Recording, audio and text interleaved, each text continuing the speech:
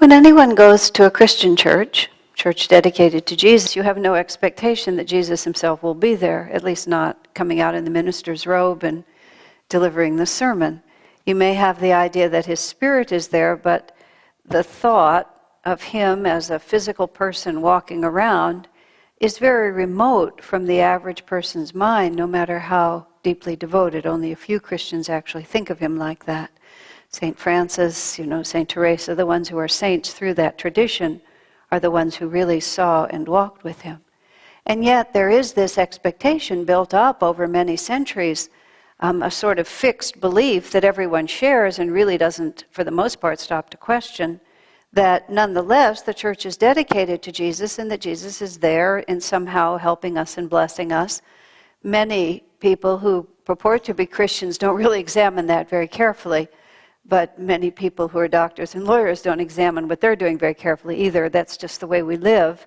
We sort of live with a certain understanding of this is what happens, and only a few people in life really examine things deeply. All of you are among them.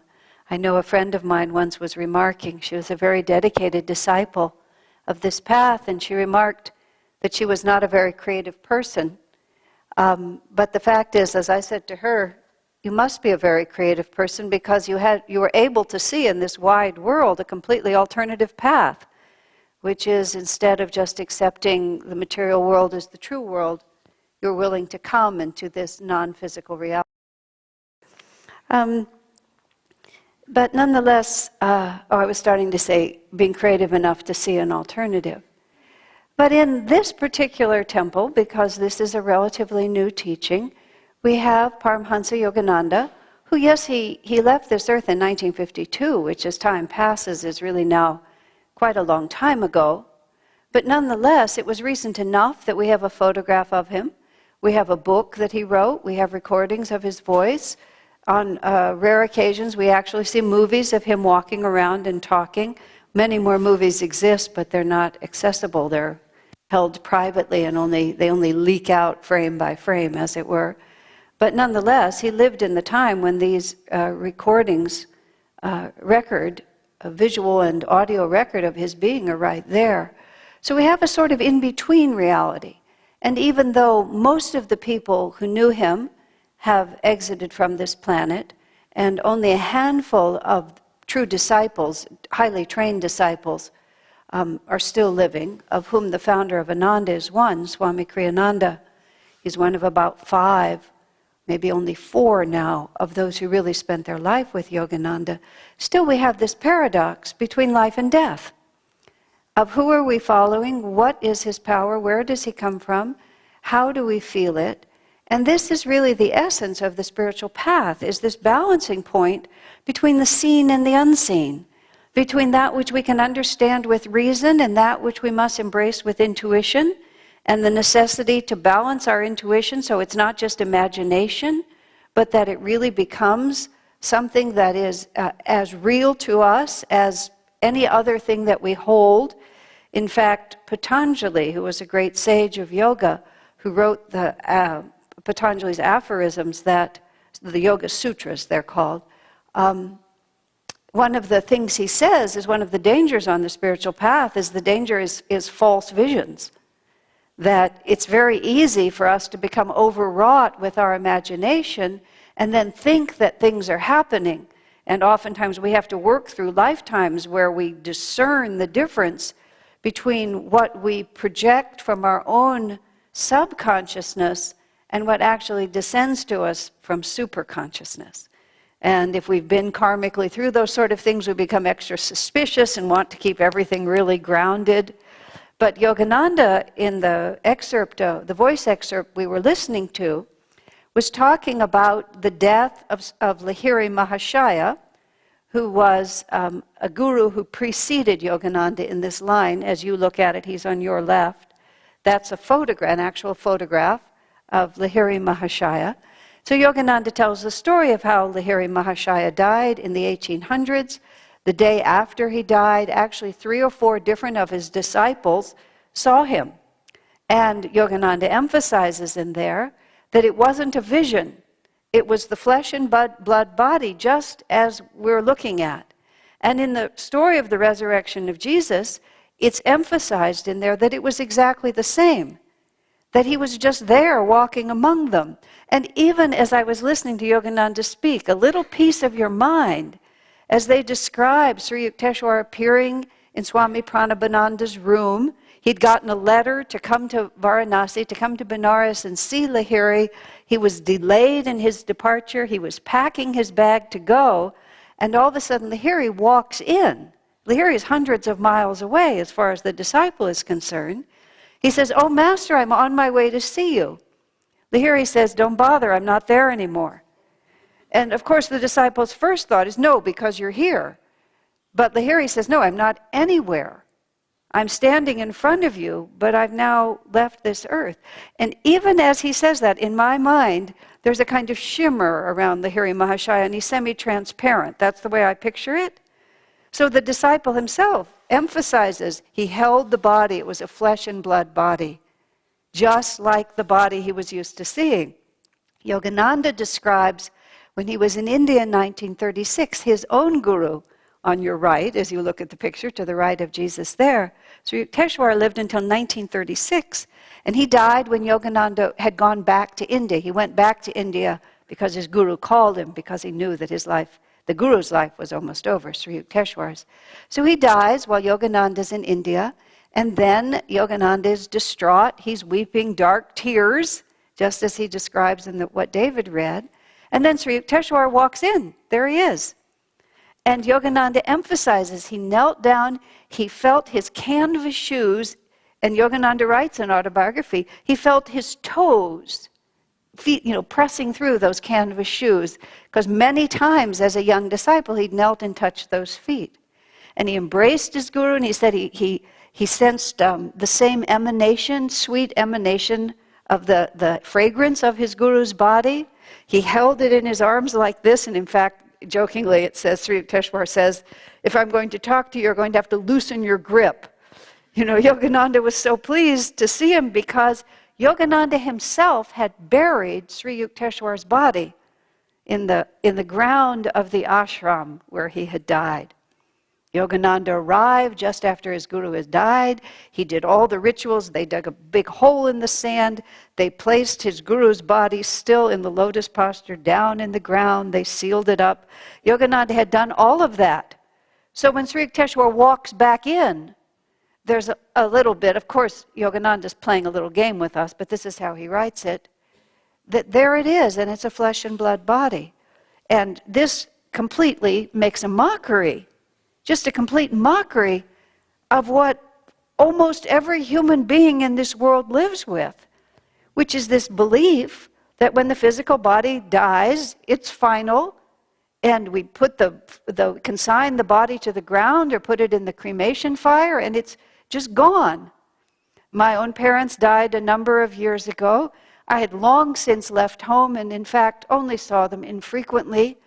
But even still, the fact of their absolute absence, just that there's nowhere and no power that can bring back that body to walk back into where you're standing, is just one of the absolutely unequivocal facts of life. Except it isn't. Because these masters come and they just tell us that this world is simply not what it seems. And they challenge us by the methods they give us, not merely to be highly impressed with their accomplishments, but also to actually walk the very path that they've walked. Now, in Christianity, again, because Jesus has been taken so far away from anything that relates to our life here, and large portions of his life have been taken out of the Bible, and the dogmatism that's built up around it just pushes him farther and farther away from us. This was done out of some intention of devotion to show how fabulous he is, just like a storyteller who gets a good laugh out of a certain line will be inclined to push that line a little farther. Being a storyteller, I know, you tell the joke, it works, you embellish it a little, and pretty soon you've moved a little bit away from what the original script was. So with Jesus, he just got bigger and bigger. And then he was born by the Immaculate. He was not conceived in a normal way, and neither was his mother, and then his birth becomes more and more big, and this goes over really well, so it gets bigger and bigger. But what happens to us is we become more and more confused about who that master is. And then it becomes more and more of supplicating. Almost like a beggar asking someone who's so far above you, literally, have mercy upon me. Here I am, a poor sinner, groveling in the earth like a worm, and you, so far above me, drop a little bit of your grace on me. And in fact, that grace will come and it will transform you, but it still doesn't give you like a solid here and now relationship with what's really going on in our lives or in the divine. And I think in this time, what people want is not more and more fairy tales. What they want is something we can really understand. As Yogananda said, the master sent him to America because Americans are a practical people. And we just want to understand and know what we're supposed to do. Now, here is the reality, as the scriptures describe it, and as Yoga's master describes it also, that those who become self-realized masters have actually lived through exactly the same process that we are in the middle of. We were manifested from the infinite, as we say in our Festival of Light. The bird is sent out symbolically, we describe the bird is sent out from the nest with a divine mission to experience the divine and to be an instrument of the divine. But the bird gets a little bit puffed up with its own importance, and it begins to think more and more about what I'm getting out of this. And even though we're like children sent out to play, in the beautiful lawn, we get really interested in the parking lot, and then what's beyond the parking lot, and then the busy street beyond that. And then we get sort of wandering away, and we have to relate to all these unexpected realities, and then it takes us a long time to figure out how to get back here. But the progress of a soul over many, many incarnations is to face, to understand, and to transcend one, well, the word is temptation, after another, one false image of the source of our happiness. The divine bliss that dwells within us, but the light radiating from us appears to have its source in those things that are reflecting our own life back to us. If we walk around with a miner's lamp on top of our head, planted there and we never knew it, and it's shining out on the world, and the world is made of reflective stuff, it looks shiny to us, doesn't it? So we grab this and we grab that, and that looks attractive and this looks good, and you get it right up close, and all of a sudden it doesn't quite have the life that you thought it had, because we don't understand that we are giving it the light ourselves. And gradually over time, our point of exploration becomes more and more internalized, until from our actual experience we recognize all that I am ever experiencing is my own inner consciousness. And then we begin to realize that the very source of light that we're chasing in all directions is really inside of me. And the more I become conscious of that, the more I have everything that I'm seeking. All of us can look at the progress of this one incarnation, and we can see how we have lived through certain realities and then understood them on a deeper level. And if we are following our path righteously, that deeper level, as I say, leads us deeper and deeper inside. And the attraction for this, the desire for that, we don't have to fight to push it away. It's just no longer attractive to us because we found something sweeter and more everlasting. Now, what I want to emphasize here is that every great saint, every master, every avatar, every fully realized being, like Jesus and Buddha and Krishna and Paramhansa Yogananda, Lahiri Mahashaya, Sri Yukteswar, all of them lived through exactly what we are living through. I don't mean even like close. And they weren't pretending. They were manifested as individual souls. It's called a jiva. the individuality, the divine individuality. That's your jiva. And they lived through it. They were tempted by money. They were tempted by power, by intoxicants, by drugs, by sex, by wrong action, by selfishness. And step by step, in exactly the same way that we have learned, they learned. Yes, it's inconceivable.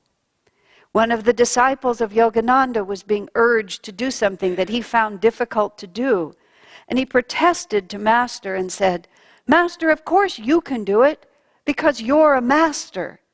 And Yogananda looked at him and said with great power, "And what do you think made me a master?" He said, "It was by doing, not by affirming weakness." Now, the point of that is very deeply important in this sense. The Master understands us. He loves us. He's absolutely patient with us. There is nothing that we are experiencing, no weakness, no failure, no procrastination, no unwillingness to meditate, no meanness of heart, no self-aggrandizement. Not only does he understand it, he lived through it. Right where you're standing, Jesus Christ himself in consciousness once stood. And the sweetness of that realization, the complete relaxation within our hearts of any sense of shame or self-protection, if you can embrace that as completely as it is true, it can be one of the most liberating attitudes that you can find. It's like, okay, Jesus, here I am, totally caught in this power struggle at work with this sadistic boss, and I can't afford to quit the job. What am I going to do? What did you do? You know, people say, ask the question, what would Jesus do? Well, ask what he did. When you were faced with this same human dilemma, how did you solve it? How did you get from where I'm standing to your state of realization? Remarkable to contemplate, isn't it? Now you see, the reason the masters come back to us is because they want to bring to us, through their realized form, the complete human experience ending in the divine. And in what David read, Master writes, he said, "I will take the role that you have given me. I'm no longer compelled by my own misunderstandings, but out of my compassion, greater can no love be than this, from a life of infinite joy and freedom to return to this world of limitation just to help others." And Master says, even I will writhe in anguish with my disappointments. They don't just come and pretend to be here. They really live this life with us, except at every turning, they show us how to turn that experience toward the divine. Master, all his money was taken by treacherous disciples. He was sued in the courts. He was insulted in the newspapers. He was accused of immoral behavior. I mean, all of this, none of this is remembered or publicized, but Master lived in a human body and a human life. But every human experience that came to him, he turned it toward God. You see, it isn't a question, and this is where Jesus' life being so sanitized is really unfortunate. I mean, of course, he was crucified in the end, but we don't ever really see him as a living, breathing man, more so lately. But you understand what I'm saying. We have to realize that the masters lived through it and emulate the vibration of their consciousness. Now, we don't have to know all the details to meet that vibration. And you can hear it in his voice, you can draw it from his words, you can draw it from his music, you can receive it from those who are in tune with him.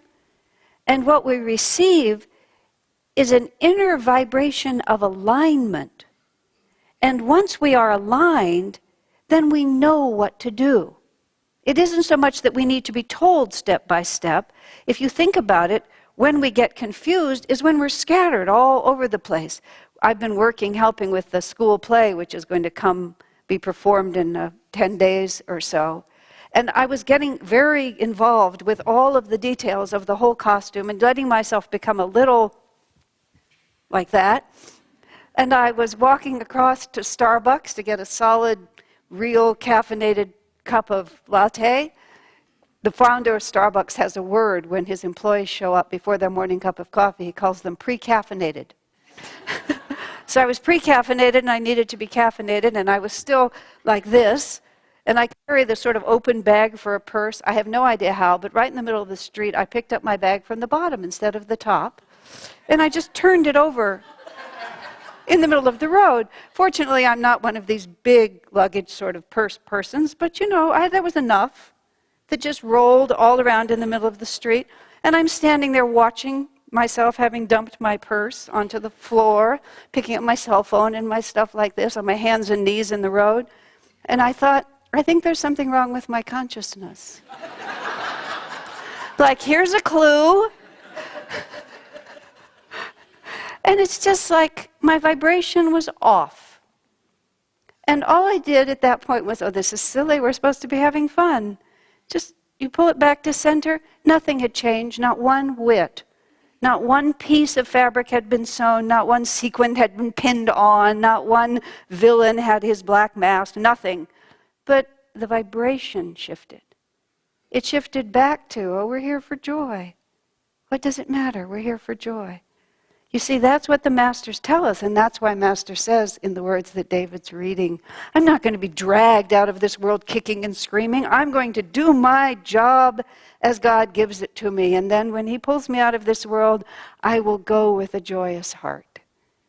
We don't have to wait till it's over to go with a joyous heart. This is what the masters emanate to all who received him. Jesus said, to them gave he the power to become the sons of God.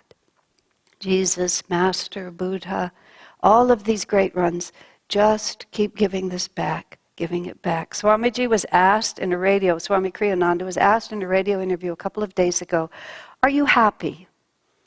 And he sort of paused and couldn't answer that word because what he describes is a state of bliss so profound he can hardly speak. So he said something like that. But then he gave the most interesting definition of happiness. I loved it.